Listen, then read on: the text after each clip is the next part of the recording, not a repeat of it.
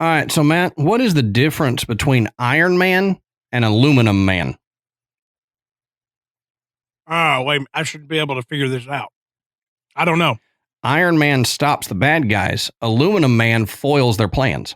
That wasn't where I was going. That's good.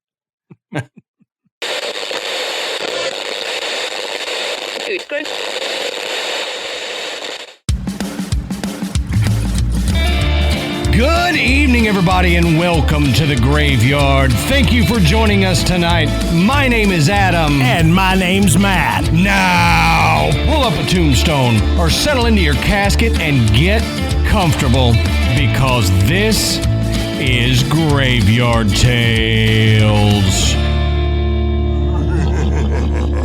All right, everybody, here we are again. Matt, how you doing tonight, brother? Man, I am great. Good. I am great. Had a nice holiday and good to be back. Get on the routine again. Yeah, I was gonna say it's been nice having some time off and not doing the normal Graveyard Tales stuff, but it feels good to get back into the swing of Graveyard Tales and the recording and all that kind of stuff. So, before we get into too much, I want to say go check out the Podbelly Network at podbelly.com. You can find a whole bunch of different shows that you may not find anywhere else, and we're proud to be associated with these shows. Go on there, check them out. You can also find some tips and tricks on recording a podcast and stuff like that if you're interested. Also, we want to thank tonight's sponsor, Care Of. We will talk a little bit more about them shortly. Now, in the outro, what we're going to do, we're going to do our outro, and then we'll start the music, but keep listening because we're going to stop it, and we've got a little insert for you. What happened is Phyllis, and I apologize, Phyllis, sent in a story for the Christmas episode, sent it in early, and my dumb butt somehow didn't get it put in our notes. So I feel terrible, but we're going to make up for that. We're going to put her story in the end. So keep listening after the outro. For those of you that click off at the outro, keep listening. You'll get a bonus story this week from Phyllis. That's right. Speaking of bonuses, go to patreon.com/Graveyard Tales and sign up to become a patron. We have 3 different levels. Our $10 patrons, they get the video version of each recording, plus the bonus episodes that we do for Patreon. And we're also going to start this year, we're going to start putting out an ad-free version of the main episode audio-wise on Patreon for the $10 members as well. So go over there and sign up, patreon.com/Graveyard Tales, if you'd like to get ad-free version of the show, or you want to see us recording the thing. You can see what our outfit of the day is, or just see some of the stuff that I don't cut out of that version. Yeah. I mean, it's, I've said it before. You get to see how the sausage is made. Mm-hmm. You get to see what we do, see our ugly mugs and our quote unquote studios. Yep. And, it's fun. I mean, you get to see our flubs and our retakes and all that stuff. And, it's a good time. Yep. And you can see the hat that I'm wearing. I had to bring this up. Rural King. If you know of Rural King, then you know. But we went to visit family in Illinois, and Ashley said, I've got to take you to Rural King. And I'm like, okay, I'm down. So we brave the snow and the temperatures, and we get out there. And I have found my new favorite store, Matt. It's like Tractor Supply on steroids. It's amazing. I love Tractor Supply because you can buy pretty much anything you want there. Well, Rural King has even more of anything you want. So I had to buy a hat. I'm sporting them down here. Going to try to get a Texas edition of Rural King. I've never been in one, but I have this image in my head of Adam walking out with like one of those big, huge, coverall,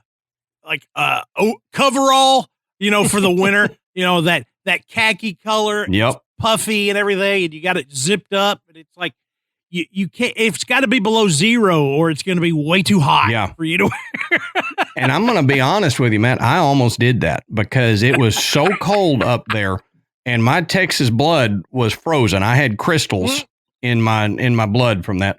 And I was told by Ashley and a lot of her Illinois family that if you want a good winter coat, you got to buy it in the places that have winter weather like that. So I almost bought me some coveralls and a winter jacket to make it through the days that we were there. That will hang in your closet until you travel somewhere else. Yeah, once every 5 years, I'll get to use it, but I'll have it just in case.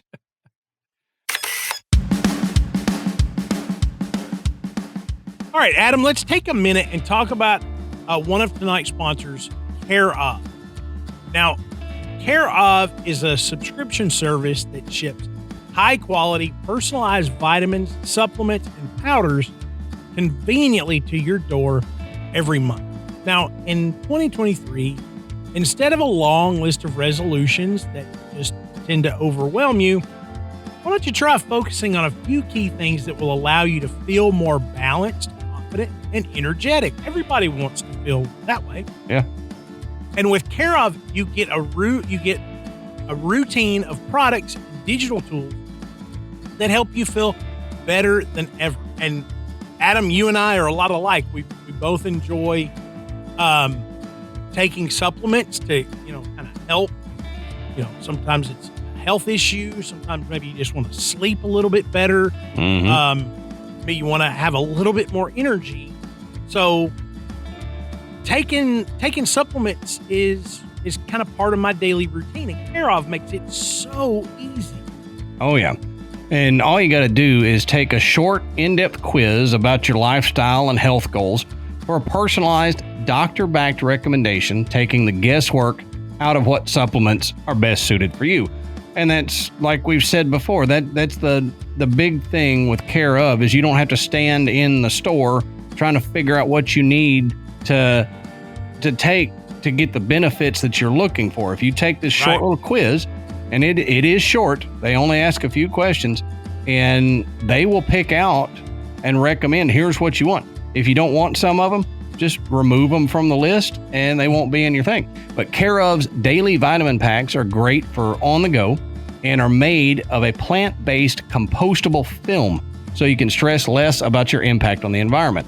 And that's a big deal too. When we're going on vacation, Ashley hates it when I pack big bottles of vitamins and take up half the suitcase with my supplements. And these Care Of packs, you just grab one pack per day and they got everything in there. And now that they're doing the compostable film, then you don't have to worry, every time I open one of these, I'm destroying the environment. No, it composts. It goes away. So you don't have to worry about that. And each shipment comes with a customizable pamphlet showing you exactly what's in your individual daily packs and why it was recommended specifically for you and your health goals. And not only for me personally, I enjoyed taking the quiz, but not only does it help when traveling, Ashley would always get upset, and I get a little frustrated with it myself, having all these bottles sitting either in the bathroom by the sink or try to put them in a cabinet, and then you've taken up the whole cabinet with your vitamins. You get a little box, and everything you need is in that one little box. It's so simple. Tear it open, read your inspirational quote for the day, take your vitamins, and you're done. So if you want to start getting supplements in an easier way and get them delivered right to your door like Matt and I do, then you can do that. And you can also get 50% off your first Care Of order. All you got to do is go to takecareof.com and enter our code GRAVE50. That's GRAVE 50. Yeah, that's 50% off your first Care Of order. You won't regret it. Go to takecareof.com and enter code GRAVE50, GRAVE 50.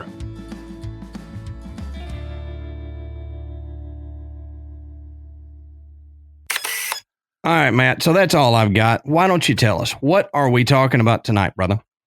Well, tonight, I was thinking about how to lead into this. And I kept going back to when I was a kid, I would stay at my grandparents' house when mom and dad were at work, and they didn't have cable, anything.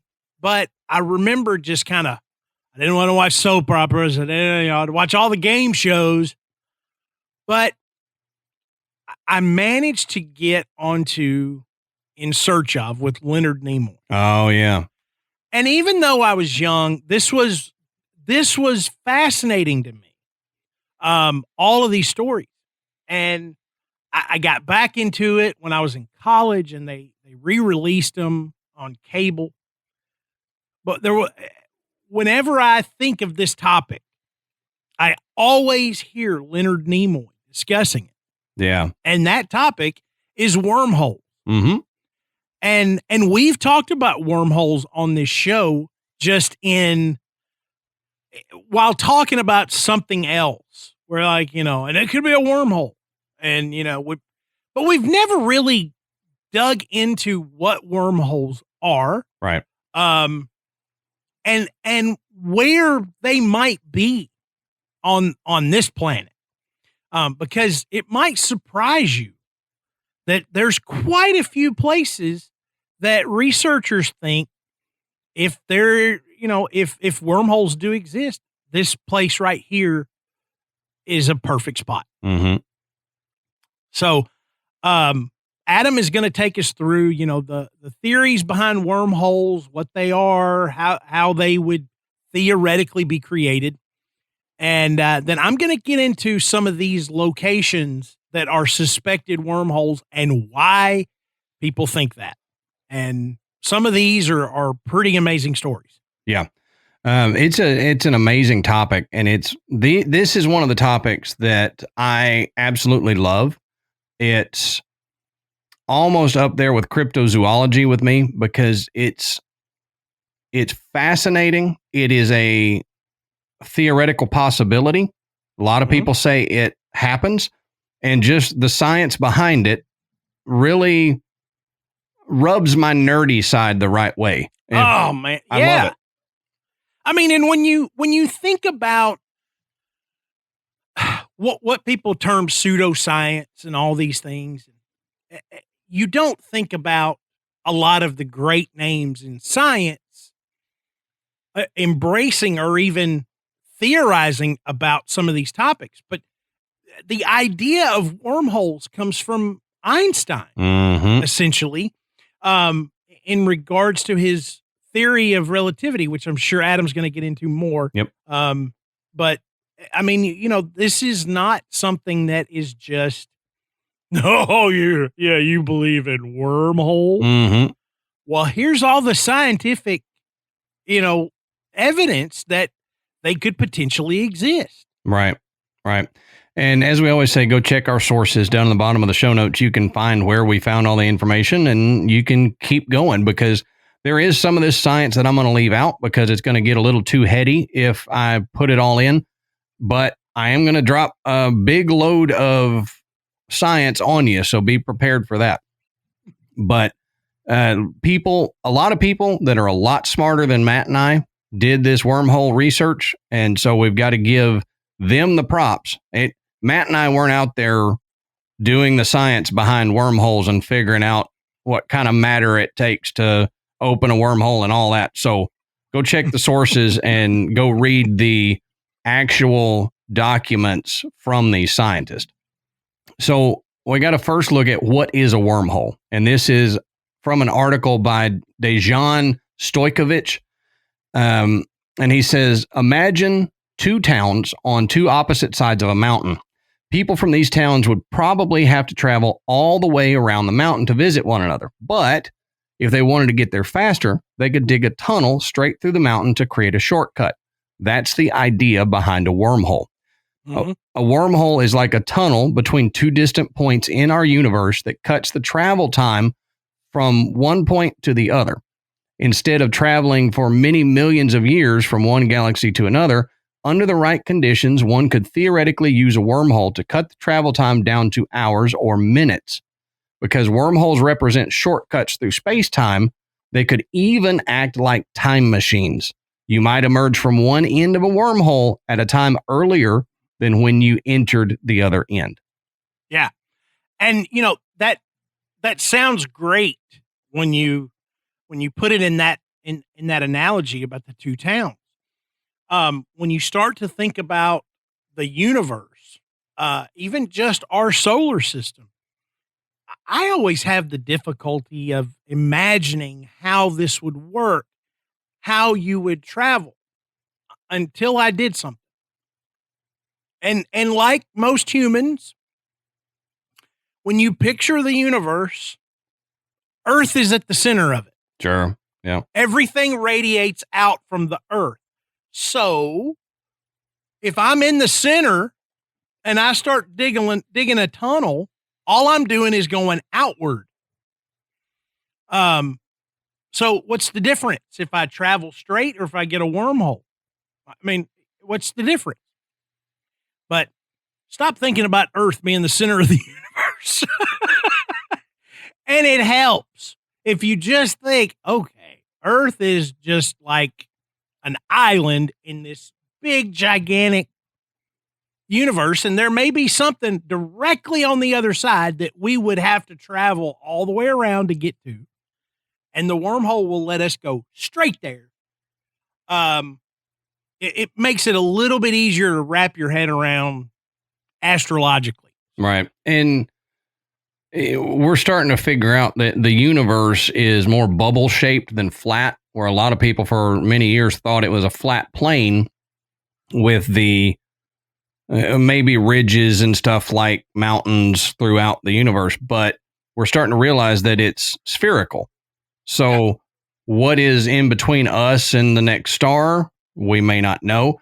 And even if we wanted to travel to Pluto, you know how many years, decades it would take to get from Earth just to Pluto? Yeah. So if we wanted to do that, a wormhole could cut that time down. We could get to Mars in an hour instead of a day or however. I don't remember how long it takes to get a rocket from us to Mars, but you know what I'm saying. Which is funny because it just seems like to me that Mars is just right there. Yeah. Yeah. You know, you can look up, you can see it, you know, Mm-hmm. some parts of the year. Hey, look at that red. Yeah, it's Mars. Yeah. It's right there. Let's go. No. It's not right there. No, it's a long ways away.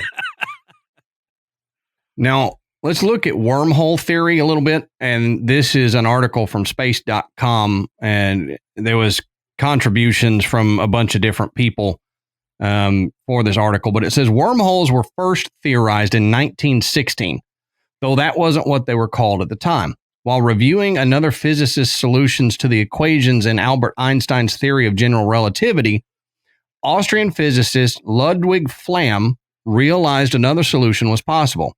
He described a, quote, white hole, a theoretical time reversal of a black hole. Entrances to both black and white holes could be connected by a space-time conduit. Now, in 1935, Einstein and physicist Nathan Rosen used the theory of general relativity to elaborate on the idea, proposing the existence of, quote, bridges through spacetime. These bridges connected two different points in spacetime, theoretically creating a shortcut that could reduce travel time and distance. The shortcuts came to be called Einstein-Rosen bridges, or wormholes. Now, if you are a fan of the Marvel movies and Thor, you will have heard the Einstein-Rosen bridge because they discuss it on that too. It's made its way into just the popular vernacular of the time. And Einstein-Rosen bridge, if you'd asked me 15, 20 years ago what that was, I may not have been able to tell you. Right. Yeah. I don't know that I would. Now, it says wormholes contain two mouths with a throat connecting the two. According to an article published in the Journal of High Energy Physics in 2020, the mouths would most likely be spheroidal. The throat might be a straight stretch, but it could also wind around, taking a longer path than a more conventional route might require. Einstein's theory of general relativity mathematically predicts the existence of wormholes, but none have been discovered to date. And on this, I'm going to put an asterisk. None that the majority of science are willing to admit. Right. So just kind of keep that in mind when we talk about it. It's possible that there could be wormholes like we're going to talk about in Matt's segment, but most of science isn't going to admit that right now. Right. Science will accept the fact that theoretically they could exist. Right. But they're not on board with identifying, yes, this is indeed a wormhole. Right. They've done some things to try to manipulate that. But it's not where where you want it to be. Mm-hmm. Not yet, at least. And right. We're probably a long way away from that. Yeah, that's what they theorize, is that we're a long way away from being able to actually exploit wormholes. But I got a little bit on that too here in a minute. But this says a negative mass wormhole might be spotted by the way its gravity affects light that passes by, which is how we detect black holes as well. But it says certain solutions of general relativity allow for the existence of wormholes where the mouth of each is a black hole. However, a naturally occurring black hole formed by the collapse of a dying star does not by itself create a wormhole. It says, quote, the whole thing is very hypothetical at this point, said Dr. Stephen Su, a professor of theoretical physics at the University of Oregon, who told their sister site Live Science that, quote, no one thinks we're going to find a wormhole anytime soon, end quote. No one thinks it's possible. We could run into one tomorrow. Mm-hmm. Now, it says primordial wormholes are predicted to exist on microscopic levels, about 10 to the negative 33rd centimeters. However, as the universe expands, it is possible that some may have been stretched to larger sizes. So what that's saying is primordial wormholes, or wormholes that were created when the universe was created, could have been 10 to the negative 33rd centimeters, small, tiny little thing. But as the universe expands and everything stretches out, this wormhole could have stretched out, kind of like I gauged my ears. Mm-hmm. So that I went from just the stud piercing up to a gauge. It's the same theory. As the universe stretches, that hole gets bigger. So the wormhole could possibly be there since the beginning, and now it's just larger because of the stretch of the universe. Says another problem comes from stability. The predicted Einstein-Rosen wormholes would be useless for travel because they collapse quickly. So it turns out that in general relativity, the gravitational attraction of any normal matter passing through a wormhole acts to pull the tunnel shut. Making a stable wormhole requires some kind of extra atypical ingredient that acts to keep the wormhole open, which researchers call exotic matter. And we'll expand on that here in just a second. But basically that's saying any wormhole that is out there, it's theorized by Einstein. If we were to pass through it, or any matter, so just random matter that would fly into this wormhole, it would react with the negative charge of the wormhole and it would snap it shut. Mm-hmm. So it's like stretching a rubber band out with a stick, and then you flick the stick away, that rubber band's going to pop shut. That's what any regularly charged matter would do. So to keep it open, they're saying you need this exotic matter mixed in with the negative matter of the wormhole in order to keep it open no matter what passes through it. Right. So this says, quote, you would need some exotic type of matter in order to stabilize a wormhole, said Dr. Su. And it's not clear whether such matter actually exists in the universe. But more recent research found that a wormhole containing, quote, exotic matter could stay open and unchanging for longer periods of time. Now, exotic matter, which should not be confused with dark matter or antimatter, contains negative energy density and a large negative pressure. Such matter has only been seen in the behavior of certain vacuum states as a part of quantum field theory. So they theorize that it could exist. However, none has been detected, so they don't know if it actually exists or if it's just theoretical. But to me, if you're saying this is theoretical, well, you're already admitting that wormholes were theoretical in Einstein's day, but now we believe they could actually exist. So don't poo-poo the exotic matter just because it's theoretical. Because we've already proven a lot of theoretical things do exist. Right. So don't. I mean, when you look at atomic science, all of that was theoretical at some point, before they had the ability and the technology to actually look at it. Right. And be able to tell, hey, guess what? There's these electrons and neutrons and positrons protons and we can get down to actually see that we're right. Mm-hmm. And that is kind of where we are with wormholes now. Right. We can theorize that they're there.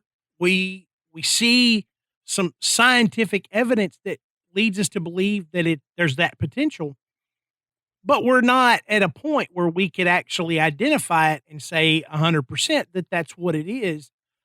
But we were there with all this other stuff. Yeah. So, like black holes, for example, Einstein theorized the possibility of black holes. It wasn't until many decades later that we observed a black hole. Right. And we found one at the center of our universe. Mm-hmm. So, I mean, just because it's theoretical doesn't mean that it's going to stay theoretical for the entirety of humankind. Now, this goes on to say that if a wormhole contains sufficient exotic matter, whether naturally occurring or artificially added, it could theoretically be used as a method of sending information or travelers through space, according to Live Science. Unfortunately, human journeys through the space tunnels may be challenging. Says, quote, the jury is not in, so we just don't know, physicist Kip Thorne, one of the world's leading authorities on relativity, black holes, and wormholes, told space.com. Quote, but there are very strong indications that wormholes that a human could travel through are forbidden by the laws of physics. That's sad, that's unfortunate, but that's the direction in which things are pointing, end quote. So they think because of what we talked about, the matter snapping wormholes shut, not allowing them to go, they're saying now it seems as though due to our laws of physics that a wormhole that we could travel through wouldn't exist. However, there's been a lot of things that we talk about that people witness, experience, have done that do not coincide with the laws of physics that we know. Right. So to me, I get it. They have to go off the laws of physics that they know and the science that they know. I'm not a scientist, so I can theorize out my wazoo here about whatever, and I'm going to. I believe that there are wormholes out there that contain a sufficient amount of exotic matter for us to be able to go through that would defy our laws of physics. Yeah. Because our laws of physics are just laws of physics that we have witnessed. Exactly. So if we haven't witnessed it, we can't add to it. Our laws of physics may be different in 100 years. We may have added a bunch of things that we didn't think would ever be possible to it. Or the laws of physics may be different in other parts of the universe. Exactly. Yeah. And there's always that idea that says, what if another race that's been around a lot longer than humans, has been able to figure it out, or at least figure it out based on their laws of physics. Mm-hmm. It becomes, but I think it's a good thing, because when you begin to take our laws of physics as we know them and just kind of pitch them aside to make it go, well, look, if we just imagine that these laws of physics don't exist, we could do this and this. I think that's when it really starts to bleed into pseudoscience. Yeah. If you take out the laws of physics, then all bets are off. You can say whatever you want. Right. Okay. Right. But keeping it within, like Adam said, within the laws of physics as we know them now, it gives more credibility to this. Mm-hmm. Now, this next section I've got is, so how do wormholes work? Well, it says wormholes may not only connect two separate regions within the universe, they could also connect two different universes. Similarly, some scientists have conjectured that if one mouth of a wormhole is moved in a specific manner, it could allow for time travel. So, quote, you can go into the future or into the past using traversable wormholes, astrophysicist Eric Davis told Live Science, but it won't be easy. It would take a Herculean effort to turn a wormhole into a time machine. It's going to be tough enough to pull off a wormhole. Yeah. It's kind of like, okay, slow down. Yeah. We haven't even gotten to the wormhole part yet. Yeah. Much less turning one into a time machine. Right. It says, however, British cosmologist Stephen Hawking has argued that such use is not possible. He says, quote, a wormhole is not really a means of going back in time. It's a shortcut. So that something that was far away is much closer, according to NASA's Eric Christian. Although adding exotic matter to a wormhole might stabilize it to the point that human passengers could travel safely through it, there is still the possibility that the addition of, quote, regular matter would be sufficient to destabilize the portal. So again, you're going back to that. If we pass through it, our matter may close it up. Yep. Now it says today's technology is insufficient to enlarge or stabilize wormholes, even if they could be found. However, scientists continue to explore the concept as a method of space travel with the hopes that technology will eventually be able to utilize them. Quote, you would need some super advanced technology, Dr. Seuss says. Humans won't be doing this anytime in the near future. That he theorizes. Right. We could. I mean, now with all that being said, one could open up right over Chicago tomorrow. Yeah. Yep. Probably won't, but it could. It's possible. Now, with all that being said, does that mean that we haven't observed wormholes yet?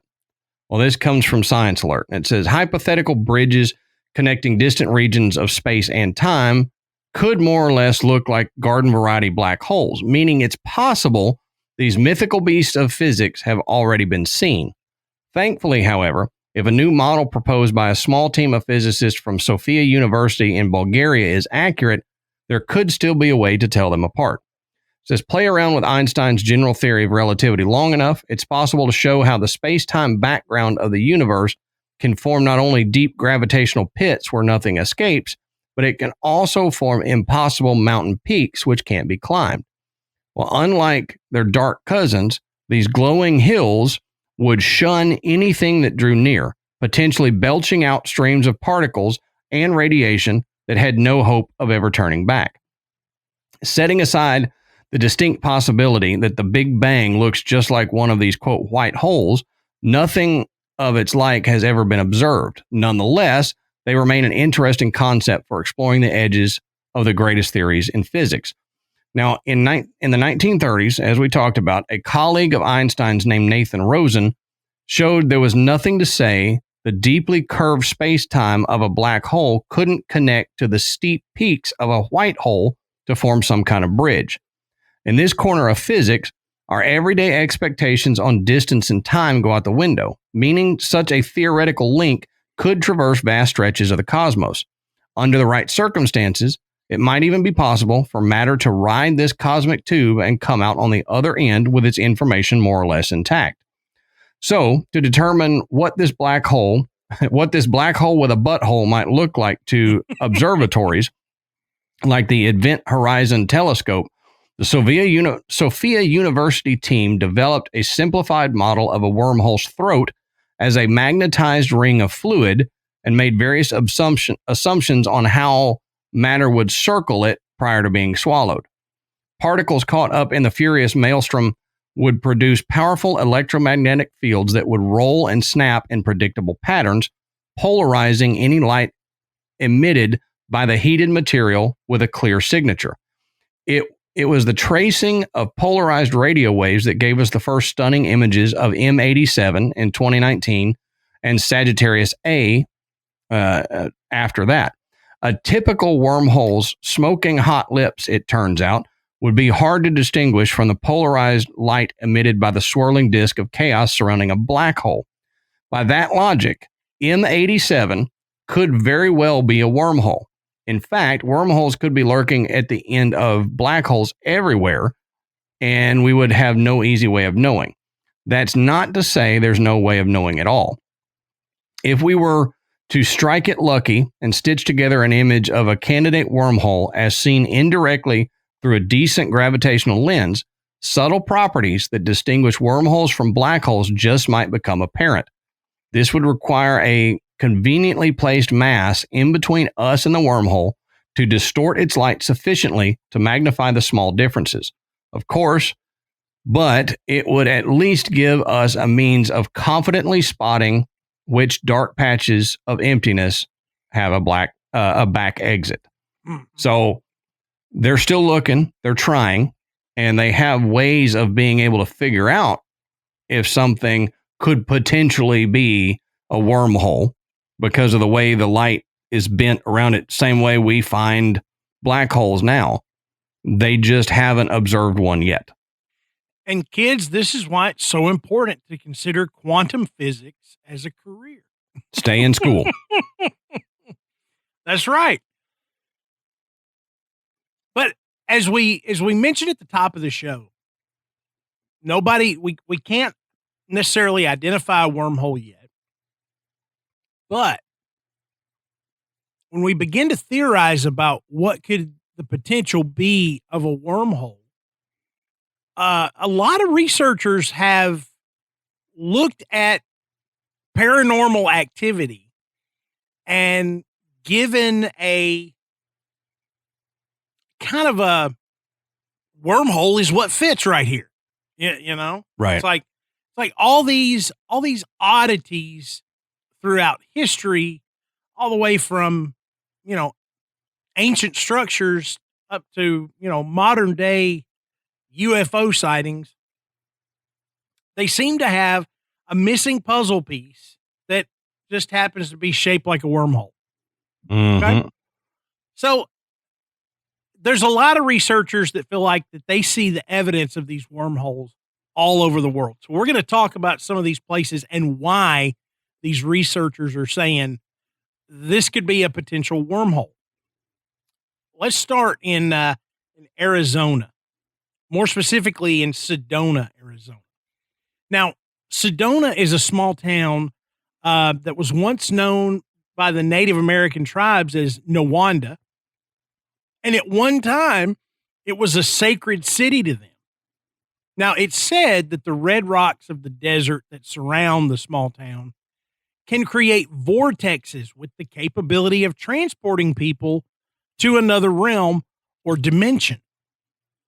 Native Americans believed that these rocks were spiritually charged, while sounds emanating from them have been reported.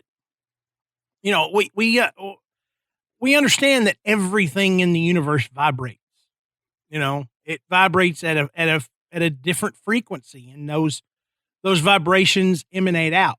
These particular red rocks, they do this too, and it's at a level that could be studied. Now, in the mountains of Arizona, they claim that this area is the, quote, doorway of the gods. It is a strange stone arch that looks kind of like a portal that would go to another time and space. Mm-hmm. In the 1950s, a local tribesman was aiding treasure hunters who were searching for gold in the mountains. He told them a story from his people dating back to the 1800s. there were 3 tribesmen who had discovered the archway while riding in the desert.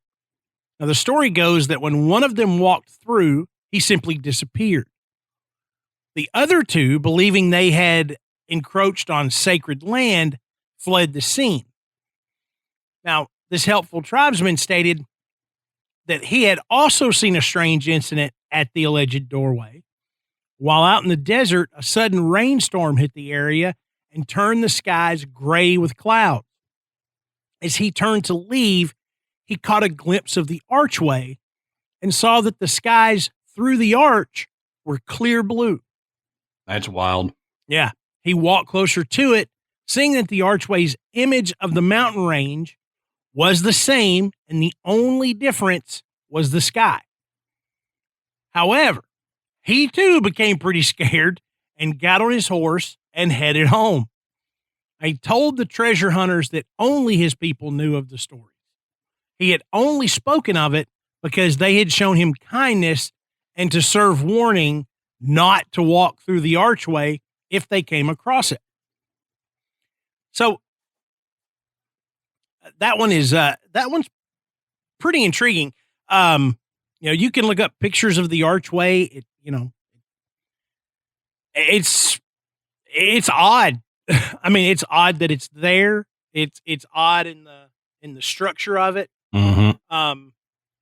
And very little is known about it at all. Makes you wonder why it's there in the first place. If it's not something like that, why is it there? Right. It's just it's a really unique thing. You don't hear a lot about it. But the stories behind it, like we said, they come from Native American stories. So we don't have a lot of research on it. Now, the next place I want to talk about is Abydos, Egypt. Now, one of the oldest cities of ancient Egypt, Abydos is perhaps one of the most important sites in Egyptology, and it's definitely one of the most interesting. Now, in particular, the Temple of Seti appears to show hieroglyphs of modern flying machines, such as a helicopter, as well as what some would describe as a flying saucer. And I'd say a lot, if you're into any of this stuff, you've seen these images. Mm-hmm. These odd hieroglyphs that this looks like a flying saucer, right? And maybe even more amazing is how a lot of the site was discovered. A lady named Dorothy Eady had claimed to be the reincarnation of an Egyptian peasant girl named Bentrashit. And she was the secret lover of Pharaoh Seti. Now, she had become pregnant with his child, but before he could learn of the pregnancy, the peasant girl took her own life. Now, in the 20th century, Dorothy was able to transcribe ancient Egyptian texts and even knew where the archaeologists should dig to excavate the remains of the ancient city. How in the world would this woman have known any of that? She seemingly knew where everything was, such as where secret chambers were and the location of gardens that had long since been buried. By the time they discovered precisely where she said they would be, people very much believed that her story was genuine. Now, strangely enough, people also witnessed Dorothy pressing on certain stones in the walls as if she was expecting something to happen when she did that. It was as if she was trying to open a secret door or gateway. In fact, she had already spoken about these hidden doors that used to be there. In 2003, Michael Schratt, a military aerospace engineer, stated that Abydos did sit on a naturally occurring stargate. Now, I don't know how he came to that. I don't know. It sounds good, though. I like it. I love that. I love the term stargate. Mm-hmm. Not just the show either. That's right. I loved the show.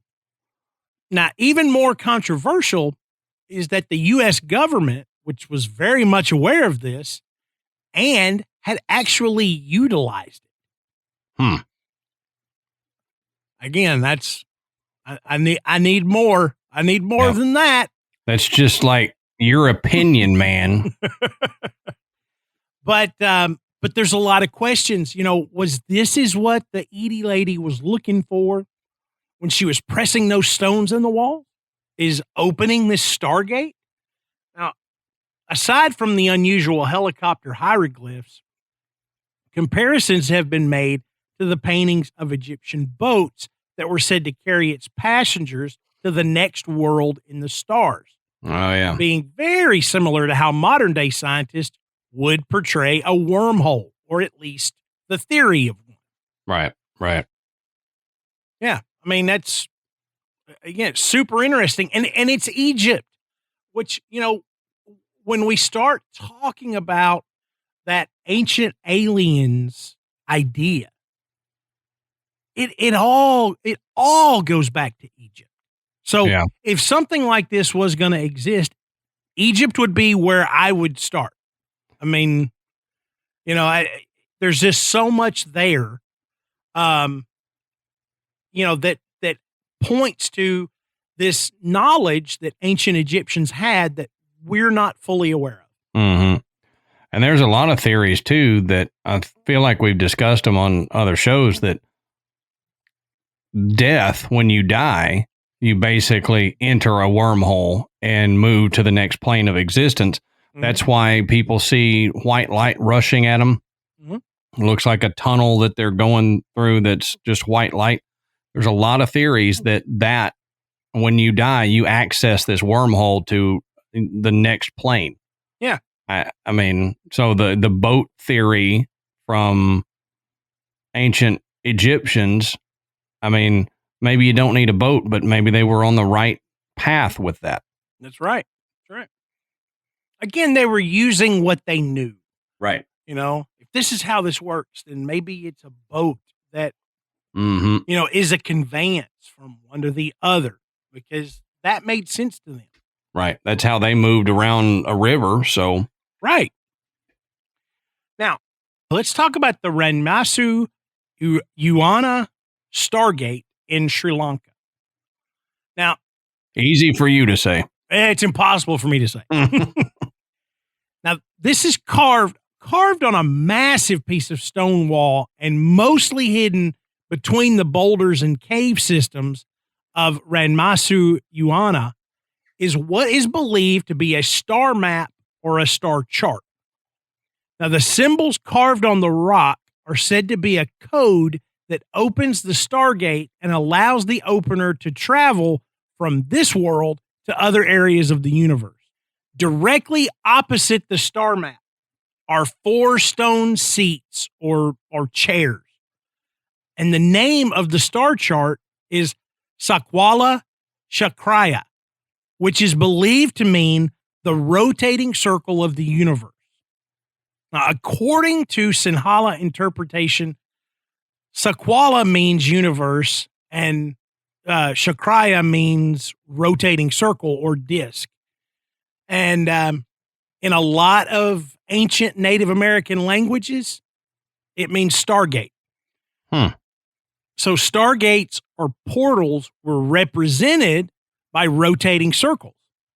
Similar star maps have also been found in other ancient sites and have been said to be Stargates, such as the Abu Ghraib in Egypt and many other ancient sites in the Andes of South America, which, what do we know about the Andes in South America? That's the second place I would go and look.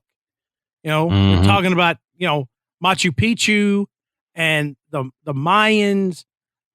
Yeah, that's the next place you go. There's apparently a lot of Yeti sightings there too.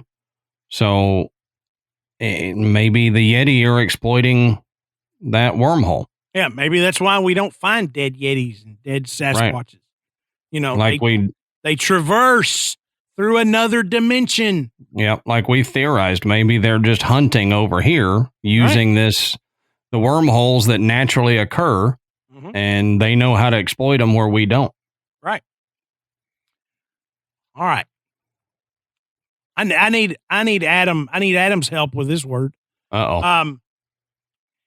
Tiahuanaco, Bolivia. Oh, I think I did okay on that. Yeah, I probably would say Tiwanaco. Okay, but you can say it that way. I'll probably say it. I'll probably say it different 3 or 4 more times. Anyway, this is known as the Gate of the Sun. Now, it's believed by some to be a portal to the land of the gods.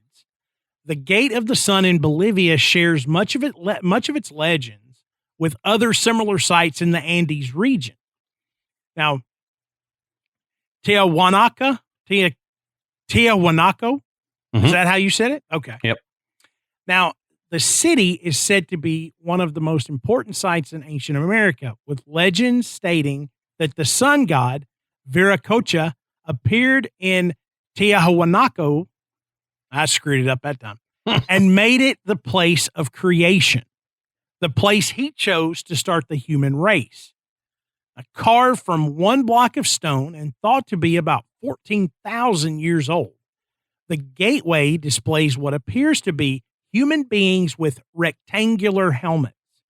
Now, this has led many researchers to state the purpose of the gate is indeed connected to something astronomical, but that can be debated. The top middle of the arch features a carving of the supposed sun god and shows what look to be rays of light appearing behind and forcing their way around all sides of the deity's head. Although it now stands upright, when it was found by European explorers in the mid-1800s, it was said to have been lying down horizontally. It also appears to have a large crack in the top right of the arch, and of course, it's unknown how that happened. Once you crack it, I mean, it's done. It may be broke. You're gonna have to. I don't know where you find some, astrophysical epoxy to put that stuff back together. And you got to take another wormhole to the other dimensions Walmart and get you some. Yeah, the interdimensional Walmart. Mm-hmm. And right next to it is a Dollar General store and a Walgreens. Oh, of course. It's like that the restaurant at the edge of the universe from Hitchhiker's Guide to the Galaxy. Yeah. Now, there's a lot of other places. Stonehenge in Wiltshire, England, has long been suspected to have an astrological connection. But the mysterious Michigan Stonehenge at the bottom of Lake Michigan appears to be more of a candidate to be a wormhole. Now, we've talked about the Michigan Stonehenge on a show before. Adam and I talked about it earlier this week. I don't recall us talking about wormholes in connection with this. No. But listen to this. Seems to fit. In 1891, a schooner named the Thomas Hume vanished into thin air along with all 7 of its crew while sailing on the lake. In 1921, the 11 people who were aboard the Rosabelle disappeared without a trace, but their boat was found floating lifelessly in the water.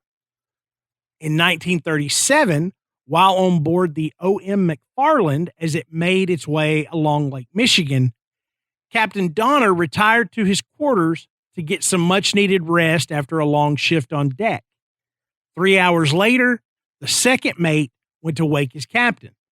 Finding the door locked from the inside and with no response from the captain, he eventually broke down the door to the room. With the captain's quarters empty and all windows locked shut, Captain Donner had simply vanished. And we talked about those things when we discussed the Michigan Stonehenge and the Michigan Triangle. Mm-hmm. But when you look at it through the lenses of a wormhole, you're kind of like, yeah, that does kind of fit. Yeah. With the way these entire ships or the entire crew of a ship or sometimes individual members just disappear while cruising right above this odd formation of stones at the bottom of the lake. Yeah. It seems like it could be. I mean, especially with the whole ships going missing. That's right. You would wonder how one person on a ship could go missing unless they passed through this wormhole in and out. And for some reason, he didn't make it out and stayed in wherever. But it's a possibility. All the disappearances are weird. Mm-hmm. I mean, they are weird. And it makes you think about the Bermuda Triangle. Mm-hmm. Now Michigan Triangle and the Bridgewater Triangle. And what do we know about those places is that it's not just weird disappearances.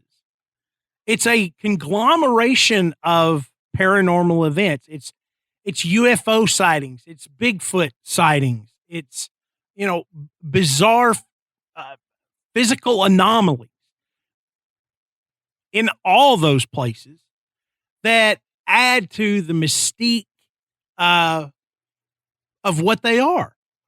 And it makes you wonder, the question I have about that is the wormhole itself causing these things, Bigfoot, UFOs, ghosts, whatever, to pass through from another universe to our universe and then we're seeing them? Or is the energy from this wormhole attracting the phenomena from other places?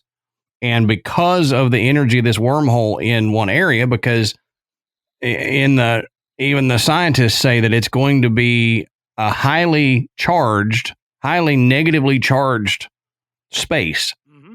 So if that's the case, would that high negative energy be like reading on a UFO's meters or something, and they say, hey, I've got to go here. Right. Or is it them just exploiting it to go in and out? Yeah. Yeah. All of that. I love it. All of it.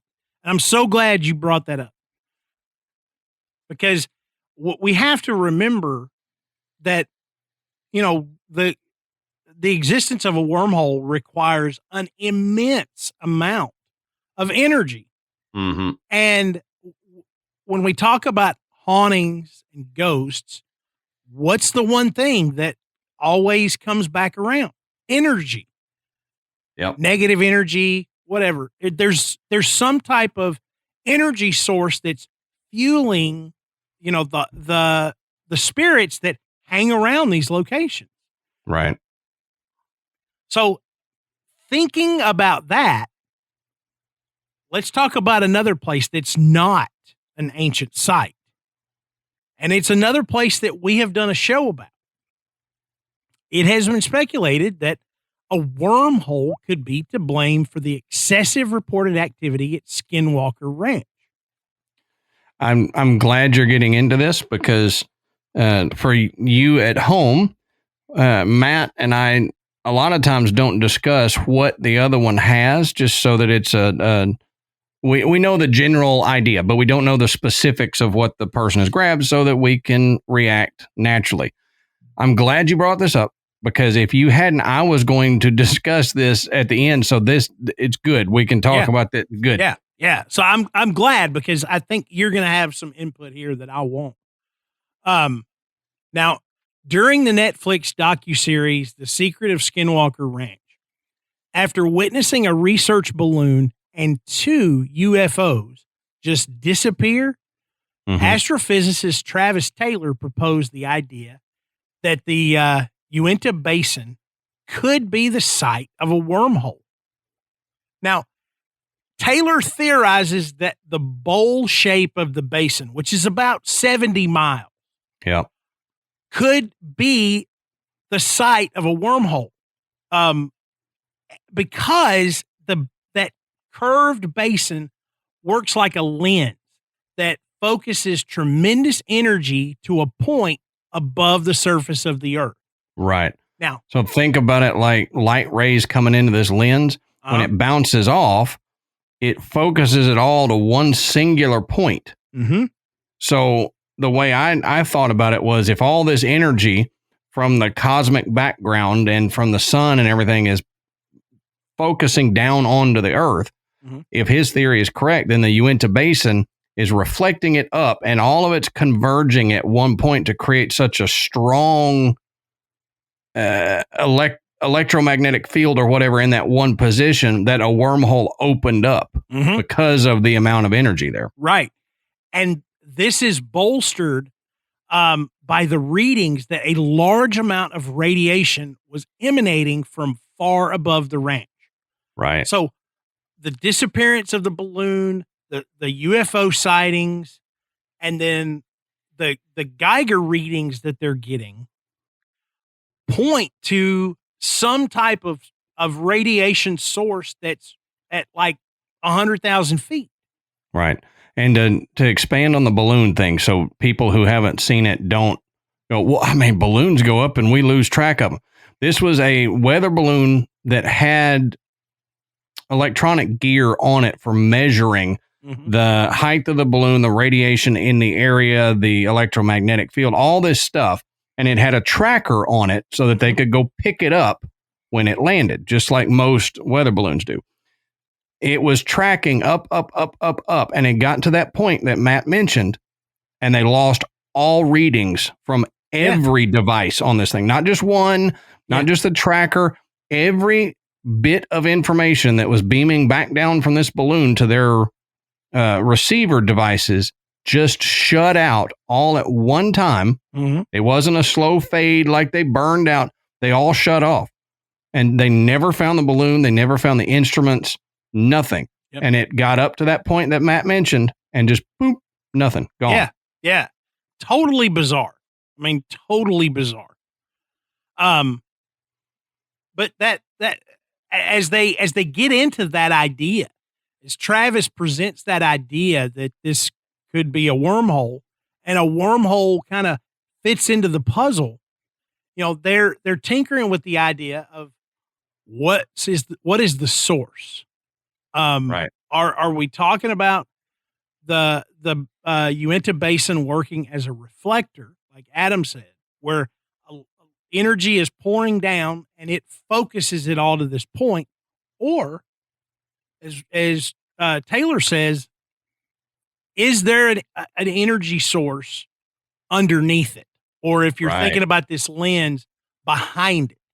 Right. And now the energy's coming up from the earth, and now this big, you know, parabola is focusing it down at a point above the earth. So it would be the difference between naturally and artificially occurring wormhole. Naturally would be if just the normal radiation is bouncing down and it's shooting back up like a lens. Artificially would be there is something under the surface of the earth that is emitting this energy and then being focused by the quote lens of the Uinta Basin. Right. So you've got two different options is what he's basically saying. Either it's naturally occurring or it's artificially occurring, being manipulated by something that we don't know. Yeah. Now, Brandon Fugel, who purchased Skinwalker Ranch from Robert Bigelow in 2016, stated that Bigelow cautioned him about the forces at work on the ranch. Fugel also related stories from Bigelow's team and other researchers who claim to have witnessed portals open up in midair, giving them a window-like view into another world with different landscapes. Okay?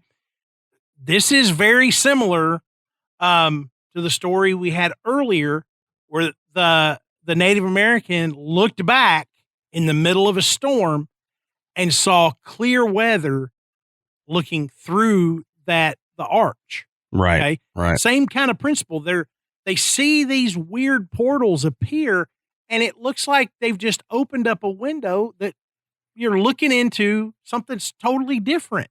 You know, different weather, different landscape, different sky, all of that. Okay. And this was reported multiple times around the property. Now, go ahead. Not to keep interrupting you, but that the wormhole opening up in different spots, this new team that's there have actually captured on their meters and stuff a fluctuating radiation throughout the ranch. Mm-hmm. So one minute there'll be high radiation in one area, enough to make their radiation detectors go off, and then within a few minutes it's gone and it's moved somewhere else. Yeah. So it's not a constant thing. Plus, they've had ultrasound, which we have talked about, ultrasound, infrasound, that kind of thing, permeate through where they've caught it on their meters and it's made one of them kind of nauseous. Mm-hmm. And then it goes away and it stops. And what I think is, okay, if it's artificial wormhole being manipulated by something, then that could be the changing of frequencies. That could be something that they're dialing things in. Mm-hmm. And so all of a sudden they're messing with the knobs or they're messing with the focus of something, and the radiation spikes here for a second until it traverses back to where they need it to open this wormhole. Right. And so that leans towards intelligent manipulation. Yep. That exactly. something is controlling it. If we're talking about an energy source that's under the ground. Right. But back in 2001, Fugel tweeted about the research that was going on at the ranch and said, quote, "I agree with Dr. Davis. We have observed phenomena during our current investigation supporting the theory that wormholes or portals to other worlds or dimensions exist on Skinwalker Ranch." It's just bizarre. And if you remember back when we talked about Skinwalker Ranch, all the things that happened there, there's UFO sightings. There is cattle mutilation, bizarre cattle mutilation. There have been stories from I think it was the Myers, that had the property that had installed all the locks on the doors and windows, everything, Mm-hmm. and not only that, like the cabinets had locks. Because groceries would fly out of off of shelves and stuff. I mean, this was like almost poltergeist-like activity they were experiencing there. I mean, it runs the gamut. I mean, strange lights. I mean, odd electrical occurrences during storms. The typical stuff we see where electronics don't want to work right, batteries drain. So you name it, it happens at this place. And that seems to be the direction that the theories point, is that, something like a wormhole is going on right there. Mm-hmm. And, it may not be possible for a wormhole to transport matter in a way that we understand, at least not yet. But as we talked about, what if other beings from different points on opposite sides of the wormhole have figured it out? And the Uinta Basin is the gateway to our side. That's essentially what Adam is saying, that there's an intelligent entity that says we can control this. We can make it work. Now, there's one last story I want to discuss, and it's one we covered a few years ago on a different episode. And I want to get Adam's thoughts on this particular story with the idea of wormholes in mind. Okay? Okay. Now, Adam, you'll remember this story, I'm sure. This is in our time travel episode. Now, in 1979, Cynthia and Lynn Gisby were traveling on holiday from England to Spain with another couple. Now, while driving through France, the couples decided they should stop and spend the night in a hotel. Being unable to find any vacancies, they kept driving until they found an unpaved road lined with old-fashioned buildings and signs. They did find a hotel, but oddly enough, the hotel did not have telephones. They also noticed that rooms had wooden latches instead of metal locks, feather beds, and windows with no glass. Despite this, the couples embraced what appeared to be a themed hotel and described the wonderful food and fresh beer available there. The next morning, they saw two police officers dressed in period clothing from the early 1900s. The couples asked directions to the nearest motorway, but the officers appeared to have no idea what they were talking about. The bill for their stay was about 19 francs, which in 1979 equated to about $5. The couples eventually were back on their way, but intended to stop there again on their way home. Now, while traveling back to England, the couples were unable to find the road or the little town, being sure they had the right location, but just assuming that it was possible they had missed a turn somewhere along the way, and so they just went on home. Now, the couples had taken many photographs of their vacation, but noticed that none of the pictures they had taken around the hotel came out. Now, in that episode, we discussed this as being a time slip. Mm-hmm. Okay. The couples just happened upon a portal that led them to an earlier time for that area. But what do you think, Adam, about this potentially being a wormhole location?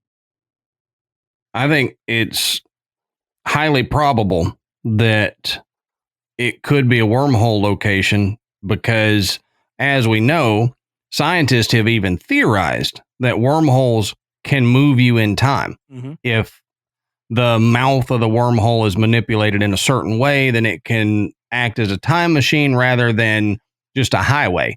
Yeah. So I think it's highly possible. And I also think it's highly possible that we have for lack of a better term, traversing wormholes on the planet that we can say account for these time slips. Mm-hmm. Where, okay, we've got some that people theorize are always there, like the Michigan Triangle, stuff like that. But we know there is a radiation background on the Earth. Mm-hmm. And we know there's different parts of the Earth that have higher energies than other parts. So what if there are wormholes that just pop up and close randomly? Yeah. And they just happen to go through a wormhole that had spontaneously opened up, and they were lucky enough to get back out of the wormhole before it shut. Mm-hmm. Because I think if we're talking in that sense, then some of these missing 411s could be walking into a spontaneous wormhole that opened up, and either their matter going through the mouth of the wormhole closed it, or it just closed as it naturally does, and they were unable to get out. Yeah. So I think these people probably did stumble onto a wormhole that took them to a past time, mm-hmm. which would be a time slip, which I think probably all of our time slip stories and theories could hinge back to wormholes. Mm-hmm.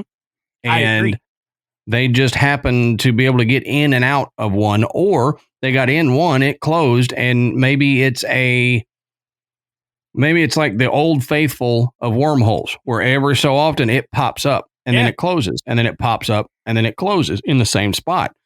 Maybe they just happen to hit it right. And on their way back through, it wasn't the right time. They didn't show up at the exact time of day that they did before, so they were unable to get back through it. Mm-hmm. Yeah, I completely agree. And we already, have scientists saying that, the potential that these wormholes were microscopic. Mm-hmm. You have a tendency to think on this grand scale, but, if you narrow it down and you think, okay, at some point in time, this wormhole could have been, the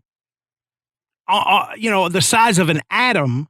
Yeah, and 10 then, to the negative 33rd nanometers or whatever. And then over time, it stretches as the Mm-hmm. universe expands to the point that at this particular point in 1979, it was large enough that you could look through it and see the road and the town and the signage and everything and go right in. Mhm. It's just, I mean, that story has always fascinated me. Because the Gisbys do not seem like the type of people that are just looking for attention. And there were a bunch of them. There Yeah, wasn't just one person. It wasn't just a single individual. It was four. The Gisbys are the two that related the story, so they're the names. The other couple, we don't know their name. But something weird happened to them, and it could potentially, based on what we've discussed during this episode, a wormhole. And Yep. it may not be, but it's God, it's so amazing to even talk about this kind of stuff and consider the possibility that that's what happened. Yep. And I honestly think that if you put your mind around the fact that wormholes do exist and that they can randomly occur, and we just don't have the technology to detect them, I think a lot of different paranormal encounters can be explained by wormholes, whether it be a creature from another dimension that has popped through a wormhole. You talk dogmen or the beast of Bray Road or Bigfoot, Nessie, whatever. What if there is a wormhole that randomly opens up in Loch Ness and Nessie's able to swim in and out, and it's not the same one. It's just something from another dimension that comes in and out. And I think it can explain a lot if you wrap your head around the fact that there are these wormholes. And it would be awesome if A, that is true, and B, one day we're able to detect these wormholes. So you've got meters in, say, your local science hut, whatever you want to call it, some science building. They've got meters in it, and they can say, okay, we are detecting that at 1:30 p.m. next Tuesday, there will be a wormhole open up here. So unless you want to go wherever the hell this thing takes you, stay away from this area. Yeah. And the way my brain can run off on these tangents with this topic, I know. and it's why I love topics like this so much. I know. And it's so much fun to sit down and start pitching out all these stories and theories, and then imagine, what if it's a wormhole? What, again, you have to kind of buy into the fact that they exist, to be able to apply that as a quote unquote explanation for some of these things. But, right or wrong, it's fun, and it's fascinating to talk about. And I want to know what you guys. Love this stuff. Yeah. Oh yeah. I want to know what you guys think. What phenomena, what experiences, anything like that, do you think could be explained by the existence of wormholes?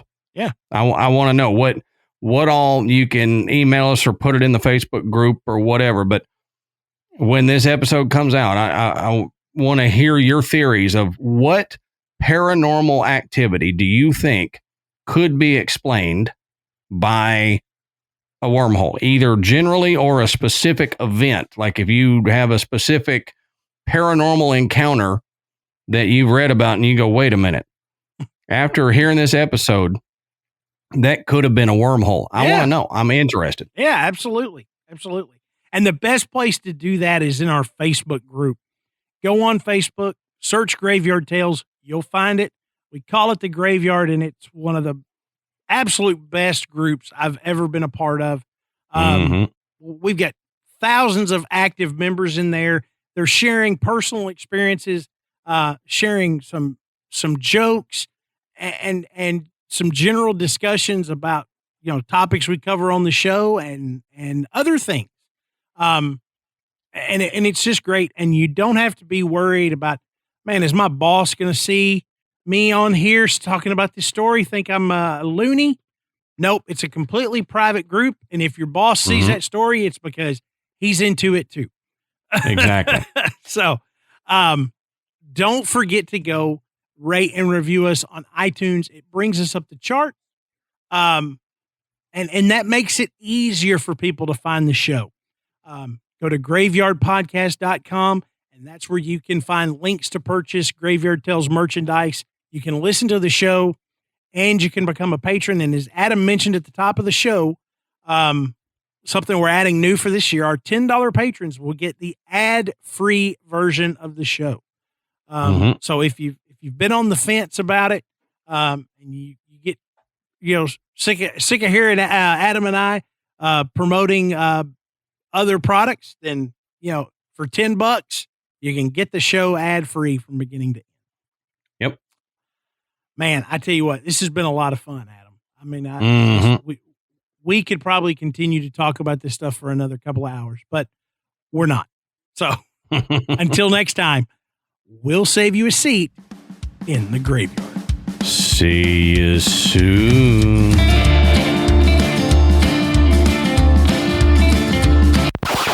Okay, like we promised, bonus story tonight, and this one comes from Phyllis. Phyllis, we're sorry that we left your story out. It wasn't intentional, but yep. I suck. I apologize.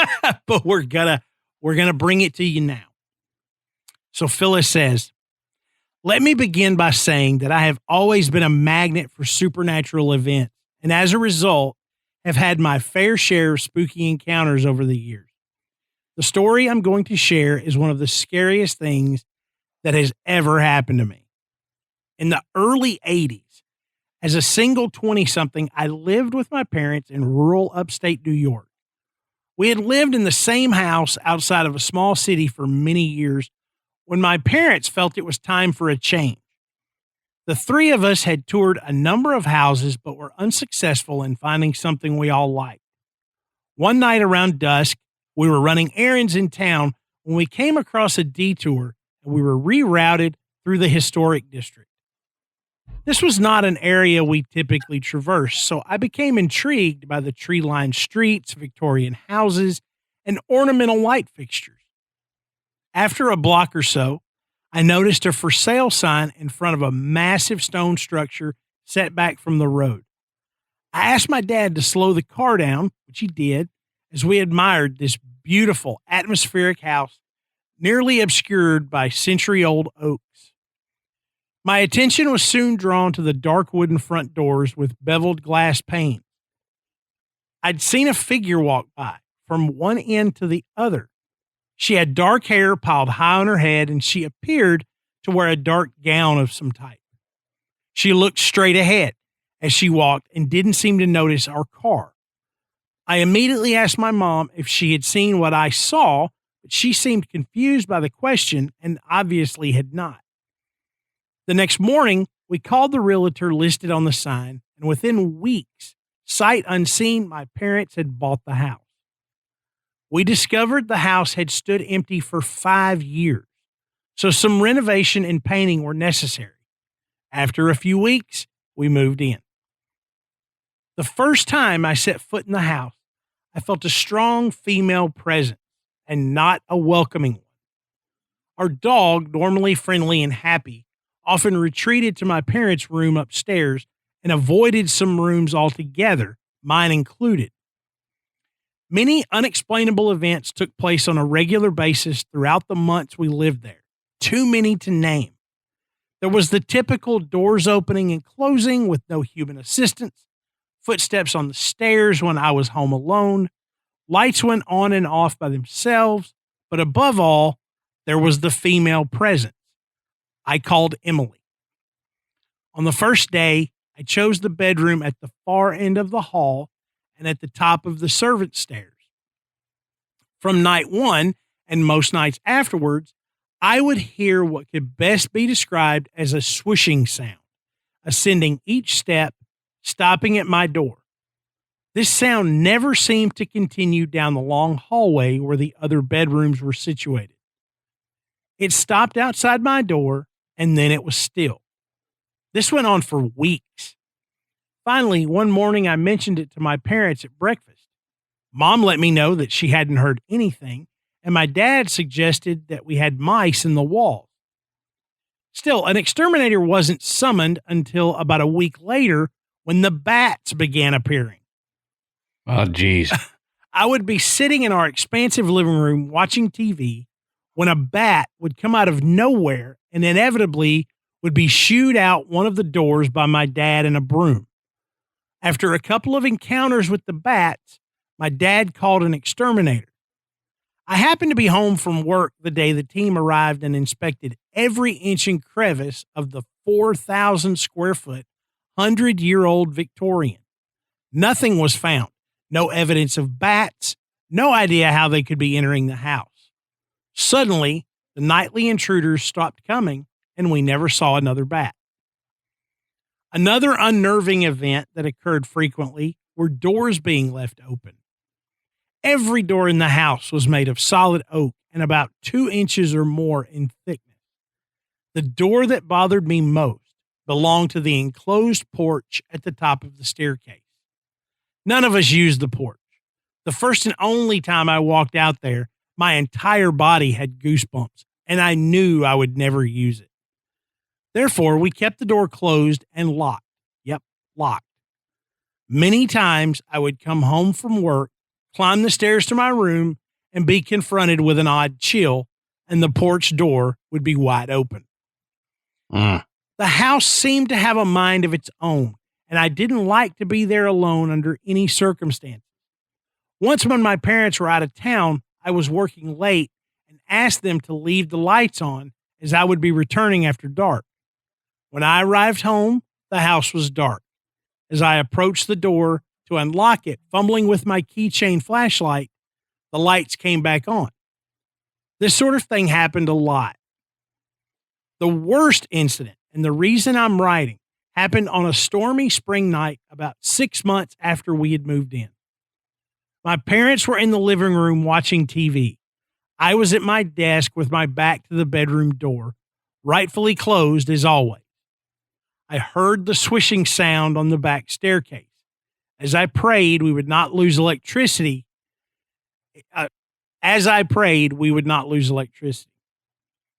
It sounded as though some sort of material was being dragged step by step.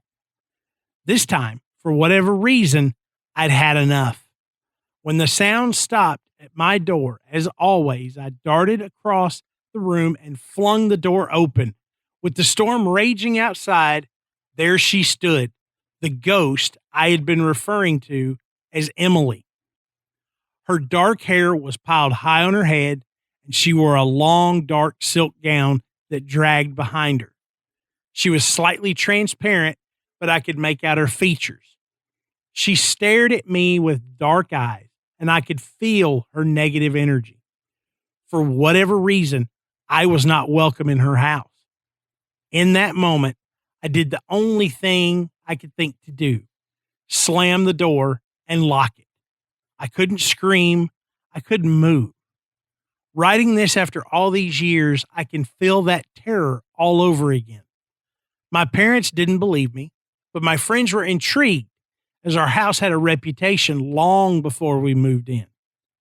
The only other time I ever saw her again was about 2 months later when I decided to have a pool party while my parents were away. After dinner, my friends and I were sitting around the pool when someone asked who was still inside. A look around our circle told me everyone was accounted for. I looked up to where my friend was pointing, and there was Emily standing in my window, looking down. At least someone else had seen her. My friends never came over to the house again, and I moved out a few weeks later. I have attempted to find out who Emily was in relation to the house, but though I have found the history of everyone who owned the house or lived there, no one of her description fits. My parents sold the house not too long after that to a couple that we knew. They didn't believe in ghosts, or so they said. My mom told me years later that at one point, the couple called to ask her if they ever had trouble with the lights. And she says, Weird. Side note, I named her Emily after Emily Dickinson. She looked like the popular photo you can find of the poet. That's wild. That is a wild story, Phyllis. I mean, that's almost like a movie. You run to the door and open it up, and there's the ghost. You know, you always think those stories end with, and I swing the door open and nothing's there. You know, yeah, no. I swing the door open and it's all there, and it's right there. Yeah. Oh, that's crazy. Phyllis, thank you so much for submitting the story, and we appreciate you being understanding. We get a ton of stories. It's amazing that Adam can keep track of them all as they're coming in. So just barely. If he only missed one, he did a fantastic job. But we apologize for missing yours and hope this makes up for it. So thank you.